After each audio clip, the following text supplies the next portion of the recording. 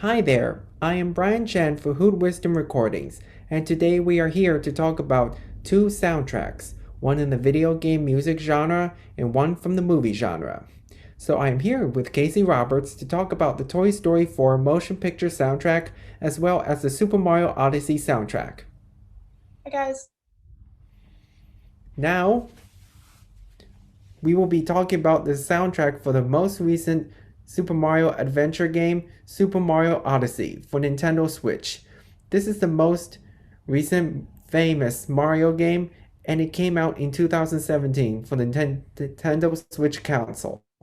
I heard this is the first game for Mario for that, and I have it now. Super Mario Odyssey's music sounds very majestic. Some are orchestral and some are upbeat jazz. One example from the soundtrack that came out in 2018 was the song Jump Up Superstar, sung by Kate Higgins, the voice of Pauline. So, Casey, what would you like to say about the Super Mario Odyssey soundtrack and Jump Up Superstar? I would like to say that I like how the soundtrack has a variety of sounds. I've always been a fan of Mario when I played with my cousins, and I just really like how the music, makes you engaged with the game. I feel like it really just goes together so well. Well, I agree with you, Casey. I really love the music that is played in Mario games. I've been playing for many years, starting with Super Mario Brothers, and that reminds me, in every kingdom of the game, you can hear 8-bit music. If you're going into like 2D walls, you're hearing 8-bit music. Like if you're in like Super Mario Brothers. That's cool. I feel like it gives like that dimension, of like you're actually in the game. Yes, of course, in Super Mario Odyssey, my favorite song is Jump Up Superstar, sung by this lady named Pauline. It is a really good song actually. And I personally love it because it's different, and it's very upbeat. The groove just makes you want to dance along to it. Yeah, I've been playing that, and Mario has been dancing with a band while Pauline is singing. Oh And yeah? that was at this part of the New Donk Festival at New Donk City. It's a pun based on New York City, the world's largest, tallest city. Wow. That's cool. Yeah, I've never sat down and really listened to game music or soundtracks outside of just playing the game. So it was actually really cool to hear what goes into making songs like this, especially with this soundtrack, and how it's different from, the Super Mario Brothers that I've been used to. That's cool. I love the modern Mario games. And back with the music, I really love this because of the way the instruments are used. And there are some like instruments you can hear in the game, such as like percussion, electric guitars, strings, woodwinds, brass, and many more. Yeah, I think it's cool that they used all these different types of instruments versus just like the computerized sound, But either way, I feel like just the music in general has such a unique style, and it's cool to be able to recognize that. That is awesome. And there's a thing from this track named Projection Room Above Ground that plays really taking the overworld theme from Super Mario Brothers because when I was playing in that New Donk City thing and went into that movie theater and I got Mario into the screen, it was showing like a movie of the Super Mario Brothers, but it was like a little of a remake because your mission is to get those power moons. Yeah. And aside from the music used in the game, one thing in the game I do not like is Bowser trying to marry Peach, which is she is Mario's love interest. And I could hear the suspense music in the beginning when Bowser takes Mario off of the ship, because Bowser is asking for a marriage that Peach does not want. Is Bowser the bad guy?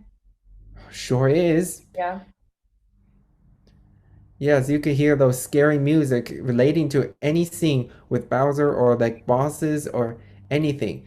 It sometimes kind of sounds very scary, like you don't want to be in there. Yeah, I think it's really cool when they do that in soundtracks where they give you that suspense and they make it, they make it to each scene. Like when the bad guy comes in, they have like the bad guy music, and it's really cool.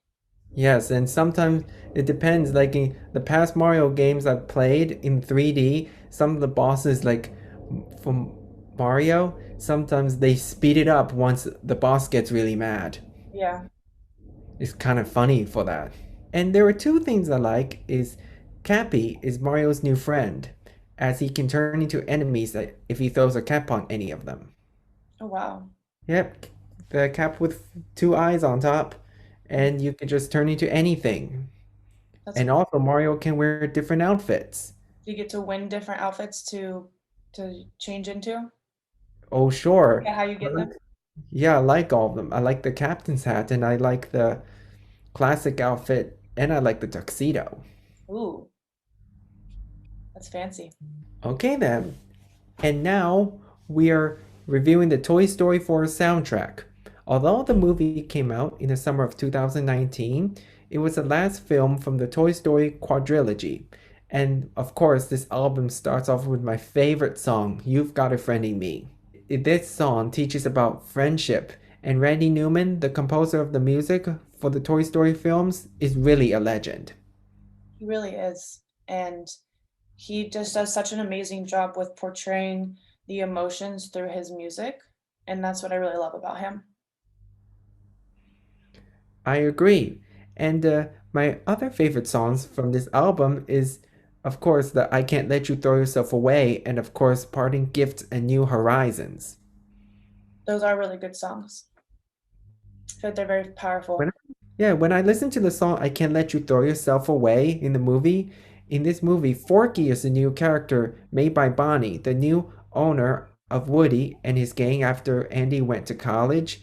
And she created him at the first day of kindergarten. And that she loved him so much, she just neglected Woody and just focused more on Forky. Yeah. Yeah, I read in an interview that he wrote this, of course, specifically to the scene and to the movie, but he really just dug deep into the relationship between the characters. And the way that he made this song is to emphasize the friendship. And I think he did such a good job with tying that in with the scene, the visuals. Sure did. And I heard that he well, all this emphasis. And for the Mhm. parting gift of New Horizons, I know this plays towards the end of Toy Story, where Woody is reunited with his long lost love, Bo Peep, and he says goodbye to his friends as he leaves them and goes on new adventures to find more lost toys throughout his new journey with Bo Peep. Yeah, I really do love I love the whole soundtrack. And I feel like um his choice of instruments really triggered the emotions throughout the whole soundtrack. And I especially liked where he used, accordions and the mandolins to represent the characters, um, sense of like rejection. And it kind of just like emphasizes, when like, um, Forky felt kind of, sad. And then he also uses different instruments to emphasize, all the happiness and the love between all the characters. Yep. When I saw that movie, that sad part of the parting gift to New Horizons, Woody gives the sheriff badge to Jesse, and Woody gives a Forky a goodbye hug as he goes on to new adventures. And when to close the movie is combine some music from the first Toy Story and ending with some part of the claw from Toy Story 3. Yeah, I did like how he brought back, the original music, because especially with "You've Got a Friend in Me," I feel like that's just, a traditional song that just ties Toy Story 4 together. It brings you back to the feelings, and it reminds me of how important friendship is, and that the song is. Yes, I really love the You've Got a Friend in Me song. Me too. I really do because of all the friendship. It teaches about the friendship we share. Yeah. It's definitely a timeless piece for sure. So that's all for the music review of video games and movies.